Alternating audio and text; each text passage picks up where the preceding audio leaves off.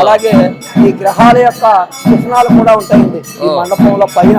అంచేత భక్తులు ఎవరైనా వస్తే వారు ఎటువంటి గ్రహ పీడలతో బాధపడుతున్నా ఈ ఆలయంలో ఎంటర్ అయ్యేటప్పటికి ఆ పైన ఉన్న చిహ్నాల వల్ల వారికి కొంత గ్రహశాంతి కూడా కలిగే అవకాశం ఉందండి ఈ ఆలయంలో. చేత అటువంటి ఆలయం నిర్మాణం చేత అలాగే ప్రహరీ గోడకు చుట్టూ కూడా రామాయణం ప్రారంభం నుంచి అయిపోయే వరకు సామ్రాజ్య పట్టాభిషేకం వరకు కూడా ఈ యొక్క రామాలయంలో ఆ చిత్రాల ద్వారాగా రామాయణాన్ని నిర్మించడం జరిగిందండి.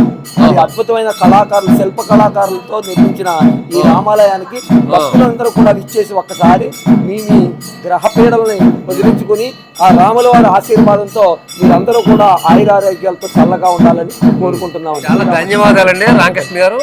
ఈ మన ఊరి రామాలయం యొక్క చరిత్ర గురించి, రామాలయం యొక్క విశిష్టత గురించి, అలాగే ఈ సప్తాహాలు జరగటం వల్ల ప్రజలకి కానీ గ్రామాలకు కానీ ఏ విధంగా మేలు జరుగుతుందన్నది మీరు చక్కగా మీరు మాకు మా ప్రేక్షకులకు తెలియజేశారు. ధన్యవాదాలు.